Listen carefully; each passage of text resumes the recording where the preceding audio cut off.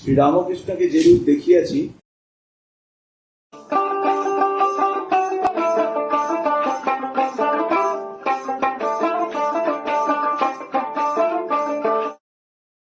আজকে আমরা অশ্বিনী কুমার দত্তের স্মৃতিচারণ শুনব। অশ্বিনী কুমার দত্ত তিনি একজন বিশিষ্ট অধ্যাপক, দেশপ্রেমিক এবং ভগবত ভক্ত রূপে খ্যাতি অর্জন করেছিলেন এবং তার বহু আধ্যাত্মিক গ্রন্থাদি তখনই সমাদৃত হয়েছিল। তিনি 1881 সালে শ্রীরামকৃষ্ণকে প্রথম দর্শন করেছিলেন এবং আমরা তাঁর স্মৃতিচারণ থেকে আজকে একটুখানি পড়ব। বোধহয় 1881 সালের শারদীয় অবকাশের সময় প্রথম দর্শন। সেদিন কেশববাবুর আসবার কথা ছিল। আমি নৌকায় দক্ষিণেশ্বরে গিয়ে ঘাট থেকে উঠে একজনকে জিজ্ঞাসা করলুম, পরমহংস কোথায়? তিনি উত্তর দিকের বারান্দায় তাকিয়া ঠেসান দেওয়া এক ব্যক্তিকে দেখিয়ে বললেন, ইনিই পরমহংস। কালো পেড়ে ধুতি পরা আর তাকিয়ায় ঠেসান দেওয়া দেখে আমি ভাবলাম, ইনি কি পরমহংস হবেন? কিন্তু দেখলাম দুটি ঠ্যাং উঁচু করে আবার তাই দুহাত দিয়ে বেষ্টন করে আধা চিত হয়ে তাকিয়ায় ঠেসান দেওয়া হয়েছে। মনে হলো এর কখনো বাবুদের মতো তাকিয়ায় ঠেসান দেওয়ার অভ্যাস নাই, তবে বোধহয় ইনি পরমহংস হবেন। তাকিয়ায় অতি নিকটে তাহার ডান পাশে একটি বাবু বসে আছেন। শুনলাম তার নাম রাজেন্দ্র মিত্র। তিনি বেঙ্গল গভর্নমেন্টের অ্যাসিস্ট্যান্ট সেক্রেটারি হয়েছিলেন। আরও ডান দিকে কয়েকটি লোক বসে আছেন। একটু পরেই রাজেন্দ্রবাবুকে বললেন, দেখো দেখিনি কেশব আসছে কিনা। একজন একটু এগিয়ে ফিরে এসে বললেন, না।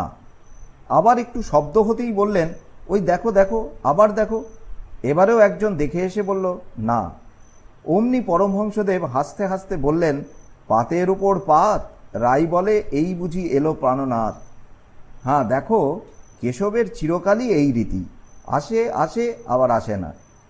কিছুকাল পরেই সন্ধ্যা হয়। এমন সময় কেশব সদল বলে এসে উপস্থিত। এসেই যেমন ভূমিষ্ঠ হয়ে ওকে প্রণাম করলেন, উনিও ঠিক তদ্রূপ করে একটু পরে মাথা তুললেন। তখন সমাধিস্থ বলছেন, রাজ্যের কলকাতার লোক জুটিয়ে নিয়ে এসেছ? আমি কিনা বক্তৃতা করব?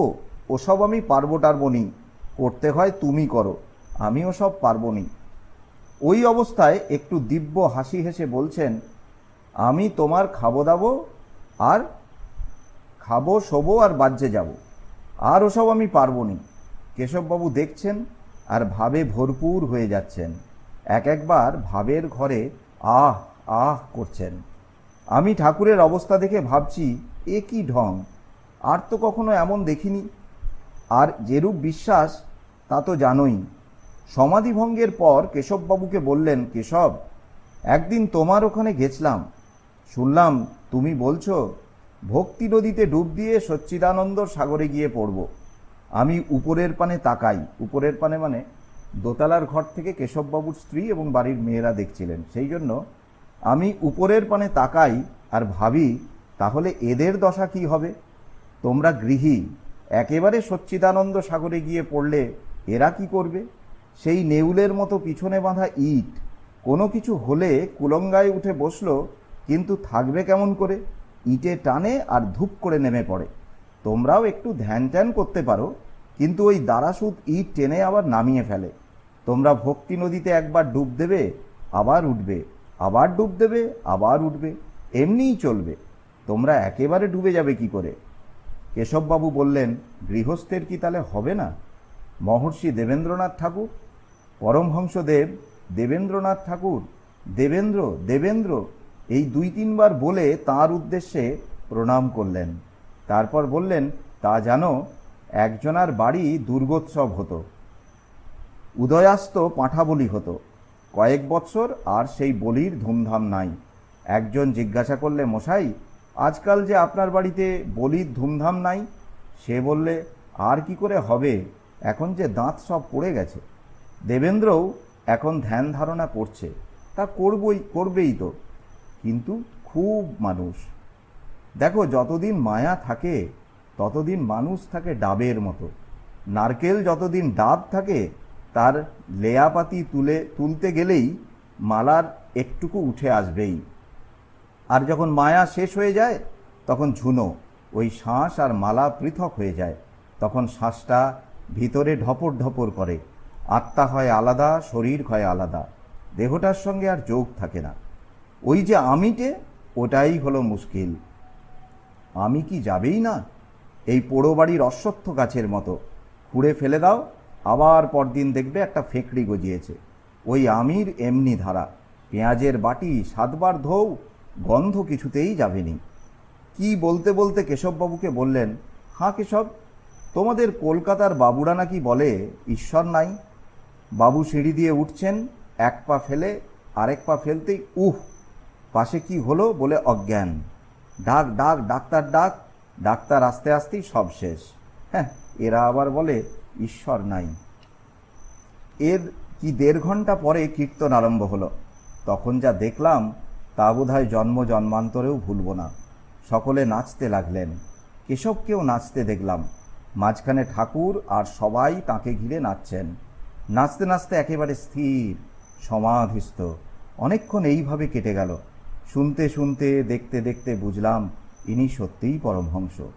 আরেকদিন বোধহয় 1883 শ্রীরামপুরে কয়েকটি যুবককে সঙ্গে নিয়ে গিয়েছিলাম। সেদিন তাদের দেখে বললেন, এরা এসেছে কেন? আমি, আপনাকে দেখতে এসেছে। ঠাকুর, আমায় দেখবে কি? এরা সব বিল্ডিং টিল্ডিং দেখুক না। আমি, এরা তো তা দেখতে আসেনি, এরা আপনাকেই দেখতে এসেছে। ঠাকুর, তবে এরা বুঝি চকমকি পাথর, ভিতরে আগুন আছে? 1000 বছর জলে ফেলে রাখো, যেমন ঠুকবে তেমনি আগুন বেরোবে। এরা বুঝি সেই জাতীয় জীব? আমাদের ঠুকলে আগুন বেরোয় কই? আমরা এই শেষ কথা শুনে হাসলাম। সেদিন আর কি কি কথা হয়েছিল ঠিক মনে নেই, তবে আমির গন্ধ যায় না আর কামিনী কাঞ্চন ত্যাগের কথাও হয়েছিল। আর একদিন গেছি, প্রণাম করে বসেছি। বললেন, সেই যাই, সে যে কাক খুললে ফসফস করে উঠে, একটু টক একটু মিষ্টি, তার একটা এনে দিতে পারো? মানে কোল্ড ড্রিঙ্কসের বোতলের কথা বলছেন ঠাকুর আর কি। আবার পড়ছি, সেই যে কাক খুললে ফসফস করে, একটু টক একটু মিষ্টি, তার একটা এনে দিতে পারো? আমি বললাম, লেমনেড। ঠাকুর বললেন, আনো না। মনে হয় একটা এনে দিয়েছিলাম। এদিন যতদূর মনে পড়ে আর কেউ ছিল না। কয়েকটি প্রশ্ন করেছিলাম, আপনার কি জাতিভেদ আছে? ঠাকুর, কই আর আছে। কেশব সেনের বাড়ি চচ্চড়ি খেয়েছি, তবু একদিনের কথা বলছি। একটা লোক লম্বা দাড়িওয়ালা বরফ নিয়ে এসেছিল, তা কেমন খেতে ইচ্ছে হলো না। আবার একটু পরেই একজন তারই কাছ থেকে বরফ নিয়ে এলো, ক্যাঁচর ম্যাচর করে চিবিয়ে খেয়ে ফেললাম। তা জানো, জাতিভেদ আপনি খসে যায়। যেমন নারকেল গাছ তাল গাছ বড় হয়, ছাল তো এমনিই খসে পড়ে, জাতিভেদ তেমনি খসে যায়, টেনে ছিঁড়ো না। আমি জিজ্ঞাসা করলাম, কেশববাবু কেমন লোক? ঠাকুর, ওগো, সে দৈবী মানুষ। আমি, আর ত্রৈলোক্যবাবু? ঠাকুর, সেও বেশ লোক, বেড়ে গায়। আমি, আর শিবনাথবাবু? ঠাকুর, বেশ মানুষ, তবে একটু তর্ক করে। আমি, হিন্দুতে আর ব্রাহ্মতে তফাৎ কি? বললেন, তফাৎ আর কি, এইখানে রোশন চৌকি বাজে, একজন সানাইয়ের ভোঁ ধরে থাকে, আর একজন তারই ভিতর রাধা আমার মান করেছে ইত্যাদি রং পরং তুলে নেয়। ব্রাহ্মেরা নিরাকার ভোঁ ধরে বসে আছে, আর হিন্দুরা রং পরং তুলে নিচ্ছে। জল আর বরফ, নিরাকার আর সাকার, যা জল তাই ঠান্ডায় বরফ হয়। জ্ঞানের গর্মিতে বরফ জল হয়, ভক্তির হিমে জল বরফ হয়ে যায়। সেই একই জিনিস নানা লোকে নানা নাম দেয়। যেমন পুকুরের চারপাশে 4টি ঘাট, এ ঘাটের লোক জল নিচ্ছে, জিজ্ঞাসা করলে বলবে জল। ও ঘাটের লোক জল নিচ্ছে, বলবে পানি। আরেক ঘাটে ওয়াটার, আরেক ঘাটে অ্যাকোয়া, কিন্তু সবই তো জল। বরিশালে অচলানন্দ তীর্থাবধূতের সঙ্গে দেখা হয়েছিল, বলতে লাগলেন, সেই কোতরঙের রামকুমার তো? আমি বললাম, আজ্ঞে হ্যাঁ। ঠাকুর, তাকে কেমন লাগলো? আমি, খুব ভালো লেগেছে। ঠাকুর, আচ্ছা, সে ভালো না আমি ভালো? আমি, তার সঙ্গে কি আপনার তুলনা হয়? তিনি পণ্ডিত বিদ্বান লোক, আর আপনি কি পণ্ডিত জ্ঞানী? উত্তর শুনে একটু অবাক হয়ে চুপ করে রইলেন। 1-8 মিনিট পরে আমি বললাম, তা তিনি পণ্ডিত হতে পারেন, কিন্তু আপনি মজার লোক, আপনার কাছে মজা খুব। এইবার হেসে বললেন, বেশ বলেছ, ঠিক বলেছ। আমায় জিজ্ঞাসা করলেন, আমার পঞ্চবটি দেখেছ? বললাম, আজ্ঞে হ্যাঁ। সেখানে কি কি করতেন তাও কিছু কিছু বললেন, সেই নানা ভাবের সাধনার কথা। তারপর তোতাপুরীর কথাও বললেন। আমি জিজ্ঞাসা করলাম, তাঁকে কি করে পাবো? উত্তর, ওগো সে তো চুম্বক, লোহাকে যেমন টানে তেমনি আমাদের টানতেই আছে। লোহার গায়ে কাদা লেগে থাকে না? কাঁদতে কাঁদতে সেই কাদাটুকু ধুয়ে গেলে অমনি চুম্বক টুক করে টেনে নেয়। আমি ঠাকুরের উক্তিগুলি শুনে লিখছিলাম। বললেন, হ্যাঁ দেখো, সিদ্ধি সিদ্ধি করলে হবে না, সিদ্ধি আনো, সিদ্ধি ঘোঁটো, সিদ্ধি খাও। এরপর আমায় বললেন, তোমরা তো সংসারে থাকবে, তাই একটু গোলাপি নেশা করে থাকো। কাজকর্ম করছো অথচ নেশাটি যেন লেগে থাকে। তোমরা তো আর সুখদেবের মতো করতে পারবে না। সংসারে থাকবে তো একখানি আম মুক্তারনামা লিখে দাও, বকলমা দিয়ে দাও, উনি যা হয় করবেন। তুমি থাকবে বড়লোকের বাড়ির ঝিয়ের মতো। বাবুর ছেলেপুলেকে কত আদর করছে, নামাচ্ছে, ধোয়াচ্ছে, খাওয়াচ্ছে, যেন তারই ছেলে। কিন্তু মনে মনে সে জানে এ আমার ছেলে নয়। যেমনই জবাব দিলে বস, আর কোনো সম্পর্ক নাই। যেমন কাঁঠাল খেতে হলে হাতে তেল মেখে নিতে হয়, তেমনি এই তেল মেখে নিয়ে তারপর সংসারে জড়াবে, তাহলে আর লিপ্ত হবে না। একটু হাসলেন। আমি বললাম, আমাদের গোটা কতেক কথা শোনান। বললেন, হৃদয়কে চেনো? হৃদয়রাম মুখোপাধ্যায়ের কথা বলছেন। আমি বললাম, আপনার ভাগ্নে তো, আমার সঙ্গে আলাপ নাই। ঠাকুর, হৃদয় বলতো, মামা তোমার বুলিগুলি এক সময়ের মধ্যেই বলে ফেলো না, ফিবার এক বুলি কেন বলবে? আমি বলতাম, তা তোর কি রে শালা? আমার বুলি আমি 1,00,000 বার বলবো, তা তোর কি? আমি হাসতে হাসতে বললাম, তা বটেই তো। কিঞ্চিত পরে ওম ওম করতে করতে গান ধরলেন। ডুব ডুব ডুব রূপসাগরে আমার মন, 2-1 পদ গাইতে গাইতেই ডুব ডুব বলতে বলতেই অমনি ডুব। কিছুকাল পরে ওইভাবেই খাটের উত্তর পাশে পশ্চিমমুখ হয়ে বসে পড়লেন। বসেই আমায় জিজ্ঞাসা করলেন, ওগো আমাকে কি অসভ্য মনে করছো? আমি বললাম, না, আপনি তো খুব সভ্য। আবার এ জিজ্ঞাসা করছেন কেন? ঠাকুর, আরে শিবনাথ টিবনাথ আমায় অসভ্য মনে করে। ওরা বলে কেমন করে আমি ধুতি টুতি জড়িয়ে বসে থাকি। গিরিশ ঘোষকে চেনো? আমি, কোন গিরিশ ঘোষ? থিয়েটার করে? ঠাকুর, হ্যাঁ। আমি, না দেখিনি কখনো, তবে নাম শুনেছি খুব। ঠাকুর, খুব ভালো লোক। আমি, কিন্তু শুনেছি উনি নাকি মদ খান। ঠাকুর, থাক না, সে আর কদিন খাবে। বললেন, তুমি কি নরেন্দ্রকে চেনো? আমি বললাম, আজ্ঞে না।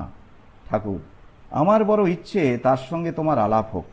সে বিএ পাস দিয়েছে, কিন্তু বিয়ে করেনি। আমি, যে আজ্ঞা, আলাপ করব। ঠাকুর, আজ রামদত্তের বাড়ি কীর্তন হবে, সেইখানে দেখা হবে, সন্ধ্যের সময় সেইখানে যেও। আমি, যে আজ্ঞা। ঠাকুর, যাবে তো? যেও কিন্তু। আমি, আপনার হুকুম হলো আর মানব না? অবশ্যই যাব। ঘরে ছবি কখানা দেখালেন, পরে জিজ্ঞাসা করলেন, বুদ্ধদেবের ছবি পাওয়া যায়? আমি, শুনতে পাই পাওয়া যায়। ঠাকুর, সেই ছবি একখানা তুমি আমায় এনে দেবে? আমি, যে আজ্ঞা। যখন আবার আসবো তখন নিয়ে আসবো। আর দেখা হলো না, আর সেই চরণ প্রান্তে কোনোদিন বসা হলো না। সেদিন সন্ধ্যার সময় রামবাবুর বাড়ি গেলাম। নরেন্দ্রের সঙ্গে দেখা হলো। ঠাকুর একটি কামরায় তাকিয়া ঠেস দিয়ে বসে আছেন। নরেন্দ্র তার ডান পাশে, আমি সম্মুখে। নরেন্দ্রকে আমার সাথে আলাপ করতে বললেন। নরেন্দ্র বললেন, আজ আমার বড্ড মাথা ধরেছে, কথা কইতে ইচ্ছে করছে না। আমি বললাম, থাক, আলাপ আরেকদিন হবে। সেই আলাপ হলো 1897 মে কি জুন মাসে আলমোড়ায়। ঠাকুরের ইচ্ছা তো পূরণ হতেই হবে, তাই 12 বছর পর অবশেষে পূরণ হলো।